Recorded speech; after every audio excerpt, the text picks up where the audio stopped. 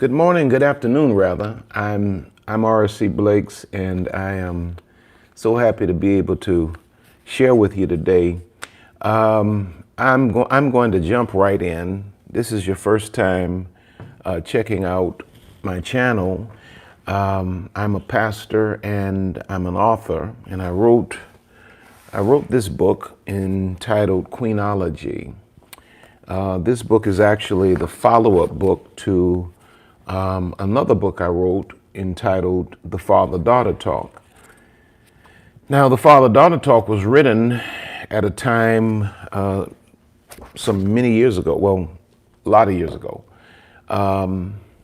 when I just kind of took a paternal or fatherly, I made a paternal or fatherly observation of society. And I saw where our women had degraded in terms of their personal perspective to the point of becoming what I call slave conditioned by, societal restraints and, the limitations that society puts upon women in terms of who you are, what you can do, where your value lies. And I saw that a lot of women were falling back on their sexuality as a success strategy. And the Holy Spirit said to me, it's because they've not had the father-daughter talk. And the father-daughter talk is simply a conversation that every father should have with his daughter. No young woman should enter into the world without having had that conversation with her father relative to what to expect and how to conduct yourself in a world that views you as prey. And so I wrote that book, and that book it took off. That book sells all around the world every day. And then after that, the follow-up was this book, Queenology. After we've dealt with the father-daughter talk, and we talk about what the father wound creates in a woman in terms of her deficiencies and how she sees herself and how she functions in the world, then we need to deal with this, Queenology. This deals with the psychology of a woman. It doesn't matter what kind of hand you were dealt, doesn't matter what you were, lacking, or who was or wasn't in your life. At the end of the day, when you wake up as a woman, there's a crown in your room and there's a throne in your room. And at some point, you have to come out of your history and you have to face your destiny. And you have to realize that the crown in the room is yours and the throne belongs to you. You have to position the crown on your head, which speaks of what? Adjusting your mentality. And you have to sit on the throne, which speaks of owning who you are, in spite of the limitations that society has heaped upon you. Circumstances, trauma, and pain have done their best to miniaturize you and to break you. When you become conscious, when you wake up, when you get this information and you know who you really are, and every woman is a queen. That's what I teach. Every woman is a queen. The prostitute on the corner is a queen. The stripper on the pole is a queen. The woman that works in corporate America is a queen. Every woman is a queen. Most women are just unaware. No one's told them, because it benefits a perverted male society. It benefits a perverted world to keep the queens unconscious. Because if I keep the queens unconscious, then I can do what? I can usurp their power. I can usurp their authority. And that is what's going on today. We have a generation of women who are completely oblivious to the fact of who they are. And so the world creates this scenario around you that keeps you locked into a mindset that you are no more than your sexuality, you're no more than your fashion. And so most women live to be sexy and live to be cute and never really tap into the deeper dimensions of who you really are. So in this book, Queenology, which is also the conference that I do, my wife and I,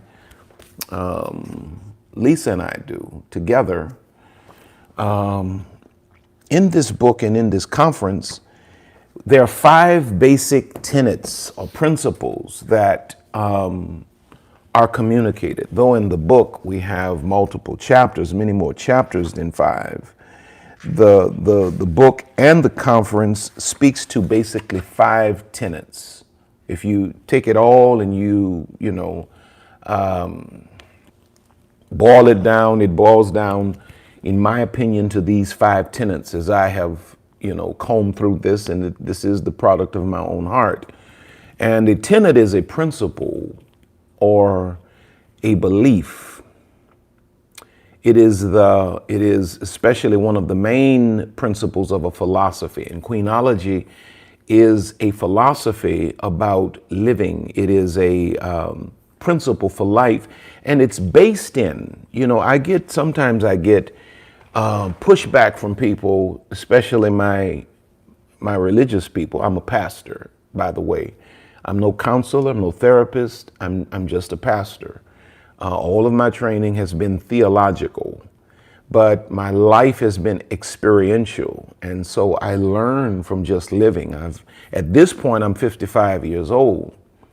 And so I'm sitting and I'm reading the scripture, and I'm looking in Genesis. And I don't have my Bible in front of me, so I'll reference it. You can go and find it. But I'm looking in Genesis where God creates Adam and Eve. He creates male and female alike. And God says to them, have dominion. He says to the man and to the woman, to what? Have dominion. Now, dominion is a word that applies to rulers. If I say to you, have dominion, I am telling you to rule over something. And when you start talking about giving someone authority to rule, you're talking about monarchs. You're talking about the equivalent. If you use the language, you're talking about the equivalent of kings and queens. Like in terms of a home, a man says, I'm the king of my castle. A woman says, I'm the queen of my castle. Why? Because in our home, we rule. I'm blessed right now to have my 2 younger kids home from college. They're both in the house together. It feels good. It's been a while since they've both been here together at the same time. And they're in here now, but they don't rule this place. No. Lisa and Robert Blakes rule this place. We have dominion here. Now, when we step outside of these doors, the city of Pearland, Texas dominates the streets. But inside of here, we have dominion. So when Genesis talks about he gave male and female, man and woman dominion, he's talking about rulership. So when I use the term queenology, and some of my religious people say, oh, there's no such thing as queens in the Bible. Number one, though this book is steeped in the Bible, the principle of it transcends the biblical. It spills over into everyday life. Queenology does not speak of a position on a physical throne. Queenology speaks of a disposition. See, because I can put you on a physical throne and I can put an actual crown on your head, but if your mentality has not elevated, you're just sitting on a throne. You're just sitting on a big chair. You're just wearing a fancy hat. So when we start talking about queenology, there's a queen in you. When we do these conferences, we're not talking about a physical position. We're not talking about a position at all. You walk around and you're the queen, like the Queen of England. No. We're talking about a disposition, a shifting in the mindset.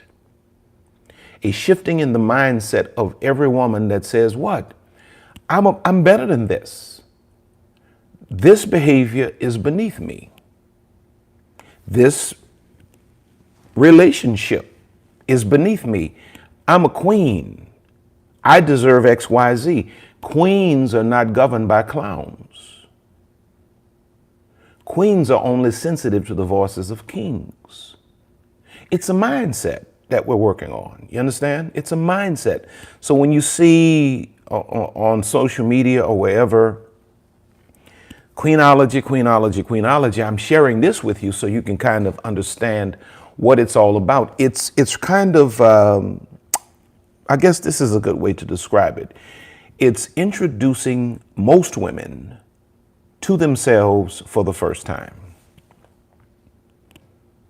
Queenology is introducing most women to themselves for the first time, because most women from very little girls have been raised up to believe that, watch this, either directly or indirectly, overtly or covertly, you've been trained that, number one, you're less than a man.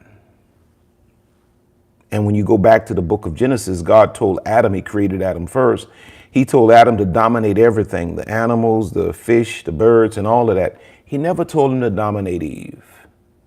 God never gave man the authority to dominate man. He never gave Eve the authority to dominate Adam. Why? Because they were equals. But if you listen to the rhetoric that is spilled through media, many times, unfortunately, through religion, through entertainment, it makes the woman less than the man. The man is fully clothed in the videos, wearing gold chains and fancy clothes. All of the women around him are naked. And what does that say to our young daughters? All you are is a sexual object. And to succeed in life, you have to perform sexually for men who are not even worth a conversation with you. So it's introducing, queenology is introducing the woman to herself for the first time. Most women, when they attend the Queenology conference, and our next one, maybe our last one for the year, I wanted to do a couple of more, but I'm looking at my schedule and I don't know if I'm going to be able to fit it in. If I were like a normal person, I would have these once or twice a month in different parts of the country or the world. But I have a lot of other things going on. And our last one, I think this will be our last one. It certainly will be one of the last two for this year. But we're going to Orlando, August 30th and 31st. And I just opened that up a week and a half ago. You know, that's how hectic my schedule is. But when people come, you know, a lot of the ladies cry because it's like they never heard this before. And it's like a revelation. So now let me get into what I actually called you on here for. I want to show you, just give you an overview of the 5 tenets of queenology that we deal with in the conference. Now, on the Friday, this is called Queenology, the Intimate Experience. So the tickets are limited in number. We limit the tickets to about 100. And it consists of a Friday night and Saturday morning through afternoon. Friday night is a time where we come together and it's Q&A, there's eating, there's dinner rather, there's entertainment, and there's Q&A where I sit in a chair and I just answer questions. Whatever question you ask, I answer. And it's an all-white affair. Saturday, we wake up that morning for 9 and we go from like 9 to 1 or 2. And we have one break and it's just me and the audience. And I'm pouring out like 4 hours or more of nothing but content. You'll have the Queenology tablet that we give, and you know you're going to fill that tablet up. It's a lot of content. But here are the 5 tenets. Tenet number 1 is self-awareness. These are the principles that a queen conscious woman builds her life on. Self-awareness, which speaks of identity. Self-awareness, which speaks of identity. And here's how it reads. My identity is in my relationship with God and my understanding of myself as an individually gifted woman.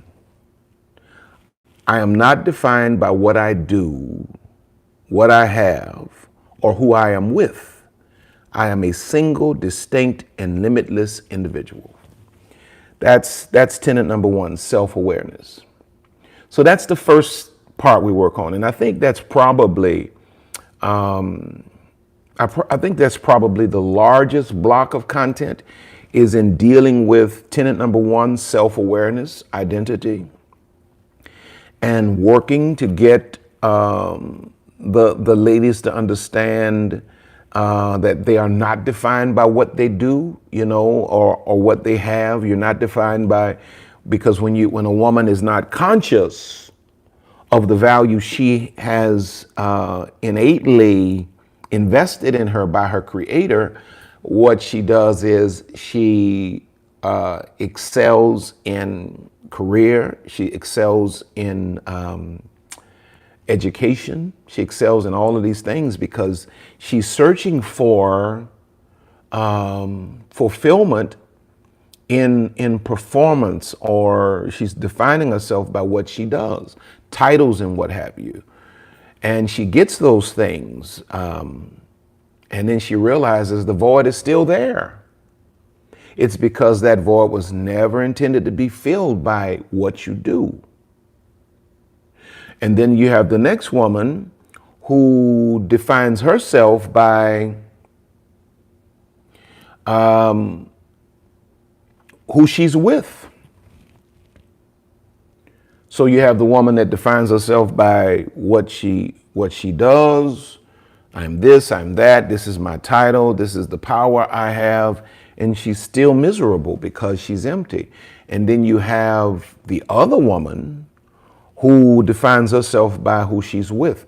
So this lady is searching for identity in relationships. And I made a statement in Austin, Texas the other night, to an audience of male and female, actually, and this statement applies to both. If you're a person that needs to be married, you're not a person that needs to be married. Because if you feel a need, I just need to be married, and I'm miserable, with myself, by myself, it means that you have some personal work internally to do. Because another person coming into your life is not going to give you identity or bring fulfillment to you. In fact, about it, I just responded to a dear heart today, who was posing a question along these lines, and my response was, the only person you are guaranteed to be with for the rest of your life is you. No one else is guaranteed to be in your life for the rest of your life but you.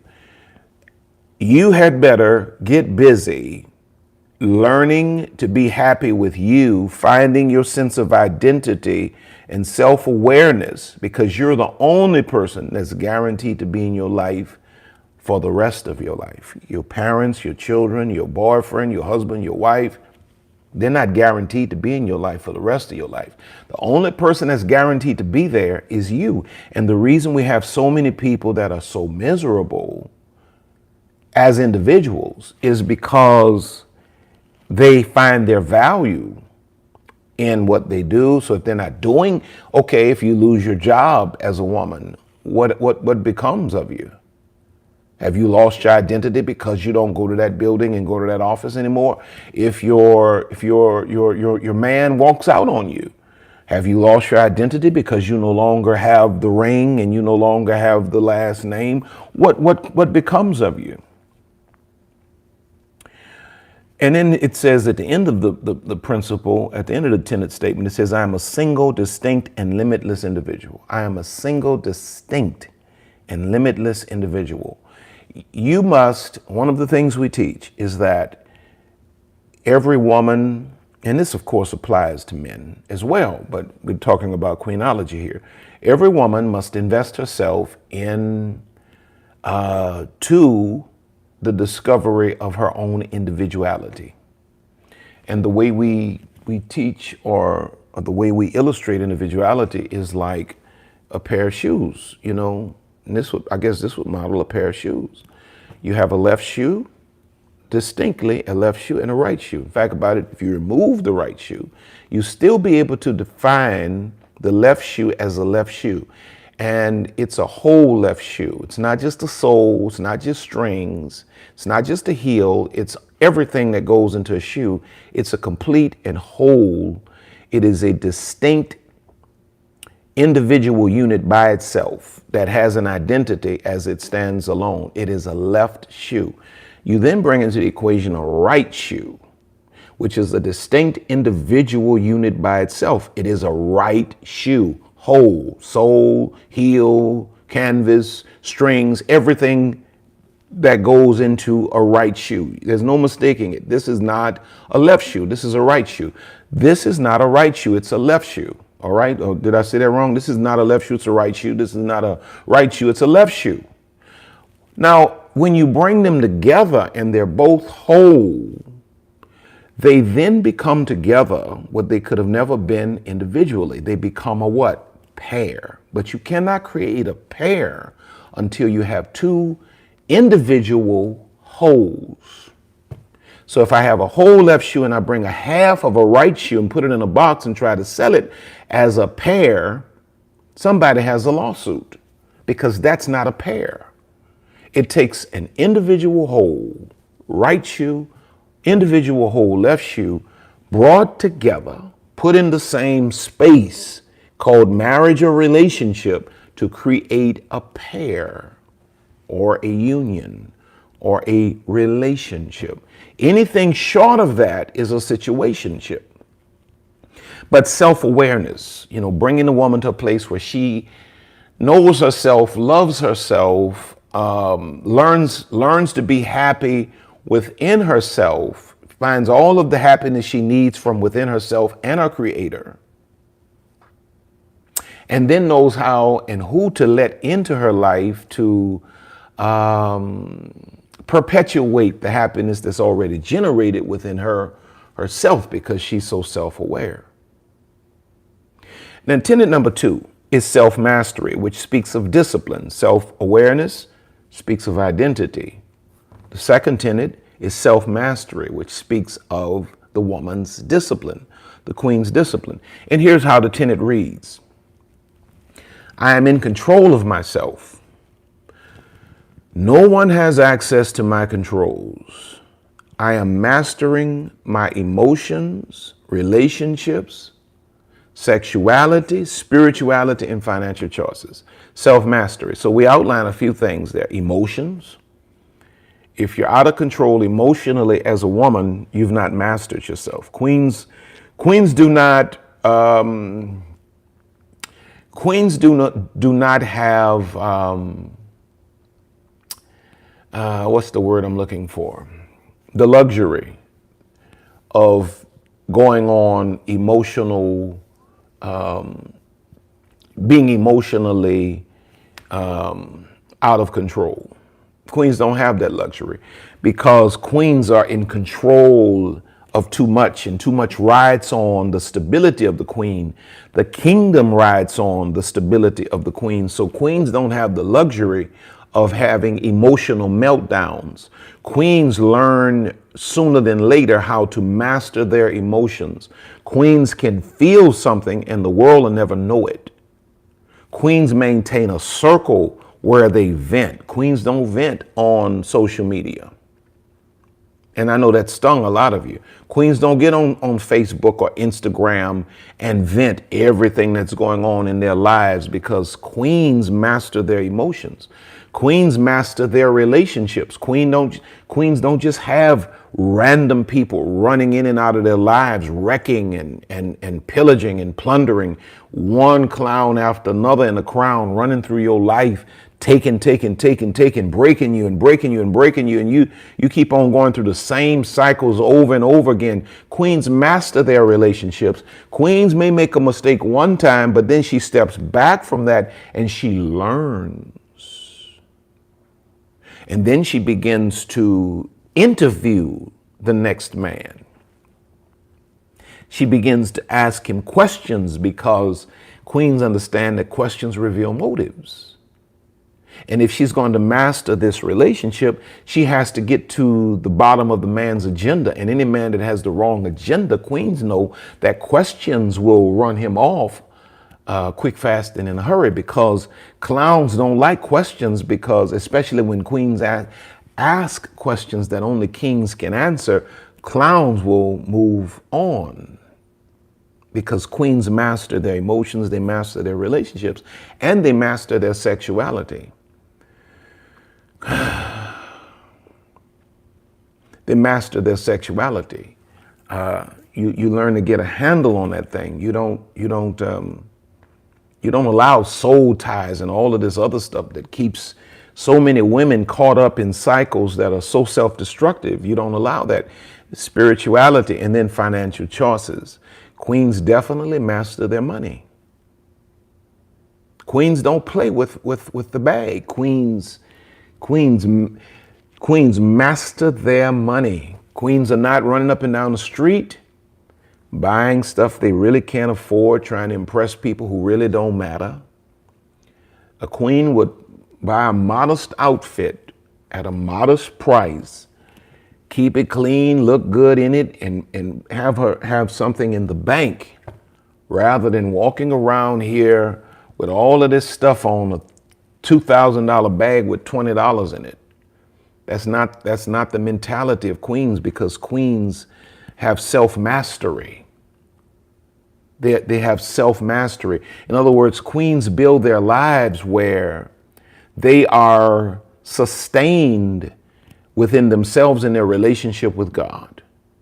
So watch this. If there's never a man that comes into her life that says, dun, dun, dun, dun, I'm here to save the day, she's still good. And she's so balanced in her own mindset that when a man shows up and has that capability, she's able to fall back and let him play his role. And when he needs some help, she's strong enough to step into the situation and take the wheel. Because queens live a disciplined life based on what? Self-mastery.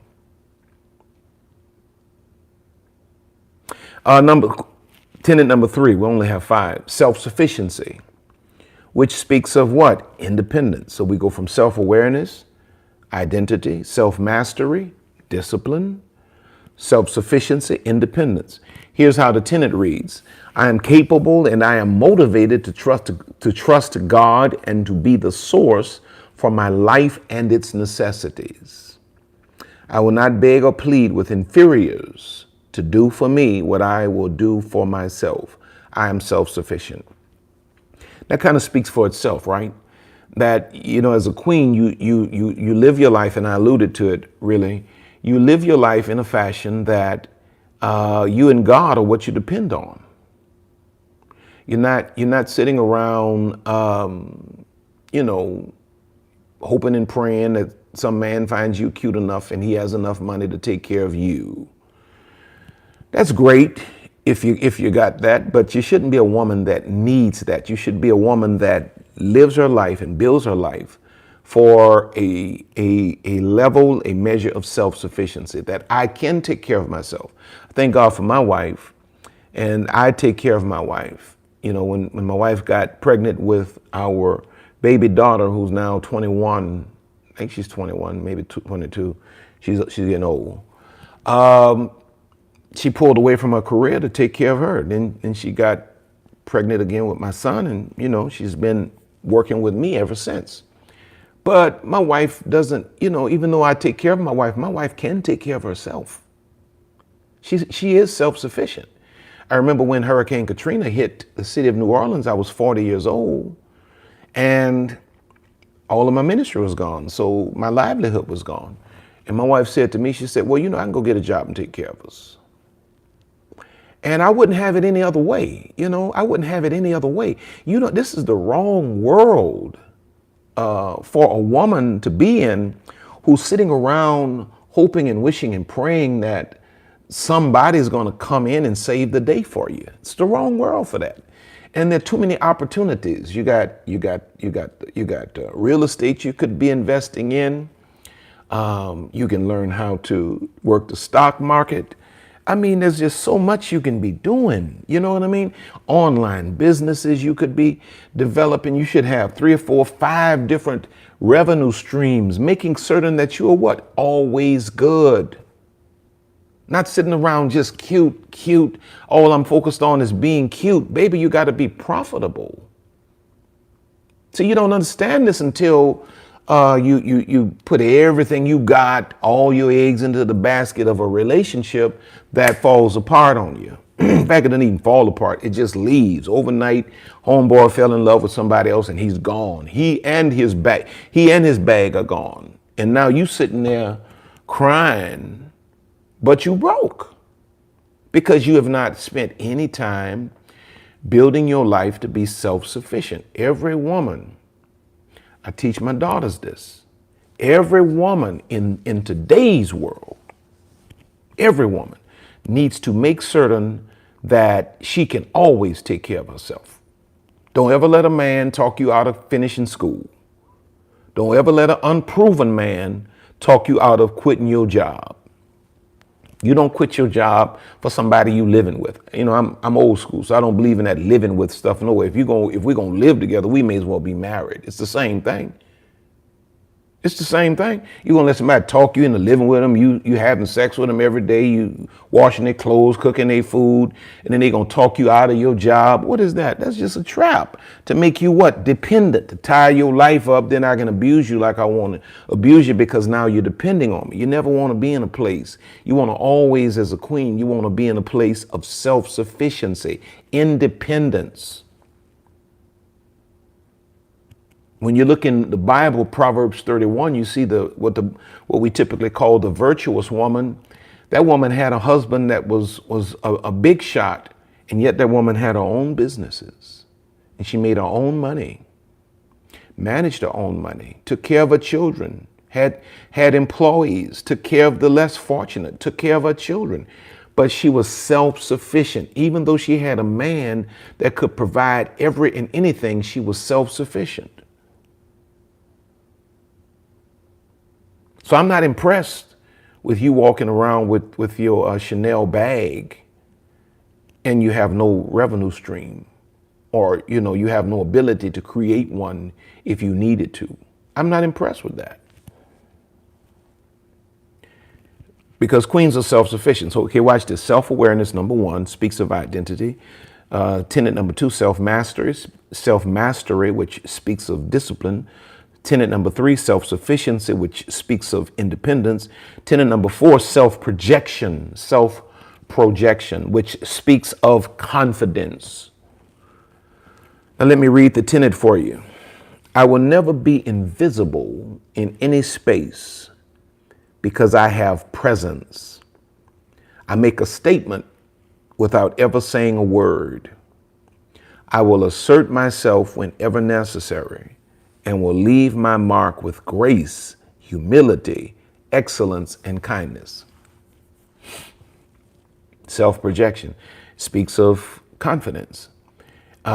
Queens are not walking around timid. Now watch this. On the flip side of that, queens are not arrogant and brash. Queens have presence. That's one of the things we talk about in this book. Queens have presence. And presence does not mean that a queen busts into a room and, hey, the diva here, the diva here. That's a clown. That's a clown. That's a clown. That's not what we're talking about. A queen has a certain measure, certain dimension of self-confidence and grace and humility all married together to the point that when she walks into the room, you know that somebody of another caliber has arrived. And queens don't cower down. Queens don't play small to make inferior people feel equivalent. Like a lot of women who who think they find their identity in a relationship with a man that's too small for them. What the woman does is she decreases and diminishes herself rather than projecting herself. She diminishes herself to make the little man feel better. And that's not a sustainable model, because you're never going to be happy. It's diminishing yourself rather than projecting yourself confidently is like taking an eagle and putting an eagle in a bird cage. That little cage is going to kill that eagle, because it's going to kill the spirit of that eagle. That eagle was never designed to be miniaturized and limited to that little cage. And so as a queen, self-projection, you speak up, you speak with grace, and you speak with humility, but you speak with intelligence, you speak with confidence, you speak with certainty. You look people in the eye. You know what I mean? You don't demand respect, you command respect because of the character that you walk in. You just, you never come down to the level of clowns. You're never on Facebook or Instagram battling with somebody that's, No. You project yourself. You don't sit in the back and act like you dumb. No, you sit in the front and you look like you know what you're talking about. And sometimes you don't say a word, you just listen. And sometimes it's your quietness that projects you even the more. But when it's time for you to step to the plate and swing the bat, you're not talking about, well, you take it. I don't. No. It's time out for that. Queens don't play it like that. Queens project themselves. And you should. And any man that's not enough to accept you projecting yourself is not enough man for you.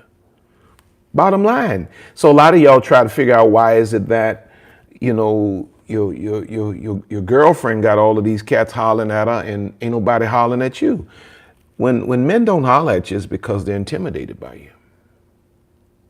And they realize that they're not enough for you. It's not a bad thing. It's not a lot of ladies say that like, it's a bad thing that I don't get a whole lot of men flirting with me. Well, men don't flirt up, they flirt down. Or at most they flirt with someone that they think is equivalent. When a man thinks a woman is above him, he's very timid about how he approaches that, because the last thing a man wants is what? Rejection. So when you don't get a lot of men hollering at you, it's that they view you, they see the projection of you, and they realize that this is above my pay grade. It's kind of like a broke man. You can't get a broke man to go into a Rolls Royce dealership. A man that knows he can't afford that car, he ain't going to the dealership, because he don't even want to have a conversation with those people, because he knows he can't afford that, right? Well, when a man looks at a woman and he's a Chevrolet man and he's looking at a Rolls Royce of a woman, he moves by and he hollers at the Chevy or he hollers at the Ford, because it is your projection. It's the presence. You know what I mean?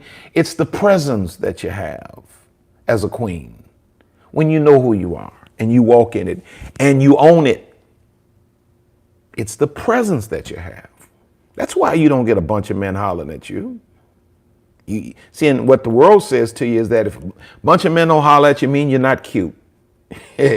No, baby. It just means that they sense a character in you that challenges them in places that they're deficient. Now, this is why the world works overtime to break the consciousness of the queen down. Because even though you're above me, you're on a shelf that's too high for me to reach.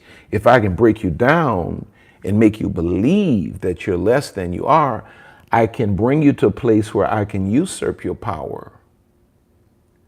But queens project themselves. Okay, let me hurry up. 40 minutes, good God. Number 5, and I'm done. Now, the 5th tenet of queenology is self-actualization, which speaks of what? Self-manifestation, or manifesting all that is within you. Tenet number 1 again was self-awareness, which speaks of identity. Tenet number 2, self-mastery, which speaks of discipline. Tenet number 3, self-sufficiency, which speaks of independence. Tenet number 4 is self-projection, which speaks of confidence. And then tenet number 5 is self-actualization, which speaks of manifestation. And here's how the tenet reads, and then I'm done. I will not bring the value in gifts that God has given me to the grave. I will not waste my purpose and potential on secondary matters. Every vision, dream, and or assignment will be manifested. I will live my life for the complete expression of who I was created to be. I am becoming more every day. Self-actualization. You know, it's coming to this place where in your mind as a woman, you say, everything that God has put in me, I am going to manifest it. In fact, about it, I'm going to become so obsessed with self-actualization, the manifestation of all of my gifts and abilities, that I'll be so consumed with self-actualization that I won't even have time to worry about when is, a man coming, or when am I going to get married, or when am I going to have a child, or when am I going to do this? I won't even be that concerned about that because my days will be consumed with self-actualization. I'm going to be so busy working on me. I'm going to fall so in love with the manifestation of me and the evolution of me. So that's those are the 5 tenets of queenology. That's just a few minutes nutshell of what we go over in the sessions. And I really love doing it because it really shifts and changes people's lives. Those of you who are interested in coming to Queenology Orlando, go to trcblakes.com. Fact about it, I'm going to put up a hyperlink in the description, and you'll actually be able to go straight there and just hit the link and go and register for Queenology Orlando. Now that's happening in about 3 weeks, I think it is. That's August 30th and 31st in Orlando, Florida. I'm so excited about it. And I wanted to just share that with you. And I hope that it's enlightened you. I hope that it's helped you. I hope it's given you some insight as it pertains to what to expect when you come to a Queenology conference. And we call this the intimate experience because we keep it small, and it gives me the ability to be a little more in touch with everybody there, as opposed to doing something bigger where all I can do is, do so much. But in these settings, we get a chance to hug and take pictures, and I can answer questions, and you can tell me a little bit about your story. Of course, if there's a line behind you, don't tell me all of your story. Just give me enough of it, and then we can connect by way of email afterwards. And you get a chance to network with so many women from across the country and sometimes from other countries. Well, in fact, I think every time we've had Queenology, we've had international presence. And so that's what it's all about. I'd love for you to share this, especially with women that may be in the area that need this kind of teaching and training. I love you. And let me pray for you, then I got to go. Father, I thank you for this time that I've had to share with the women and maybe even some brothers that have tuned in. God, I thank you that everything pertaining to them, you've already worked it out.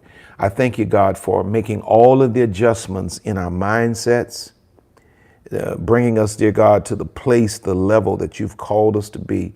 Anything that works against the best version of us, God, we cancel it in the name of Jesus Christ. God, I thank you for supernaturally shifting the lives of every person that's watching this right now.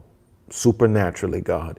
Let your presence rest upon them even now and make them to know that something spiritual, something supernatural, something divine has engaged and is encountering. They are encountering the supernatural, and they're encountering the Almighty God, and that all things are well. in Jesus' name. Well, I love you. I love you. I love you. And I look forward to seeing you in Orlando. And you can reach out to Lisa or I, at pastorrcblakes@gmail.com. If you've not subscribed to the channel, subscribe. Please share this on all of your various social media outlets. Like, get the link and put it on Facebook and all of that, and tag me in it and all of that kind of thing. I need to get the message out to as many people as possible. Well, I love you. I hope that this has helped you. If it did, just leave me some comments so I can kind of read. It encourages me when I read your comments. All right. I'm sorry that I'm really never able to keep up with your comments as we're flowing. It's like too many moving at one time, and then, I don't want to get distracted from the message. When I get distracted, sometimes I distract the people that need to hear the message. So I love you, and I'll be praying for you. And just know well, remember this: you're on top and you're going higher. God has more in store for you. I'm R.C. Blakes, and I'm saying to you once more and again, you're on top. So I'll see you at the top. God bless you. Talk to you soon.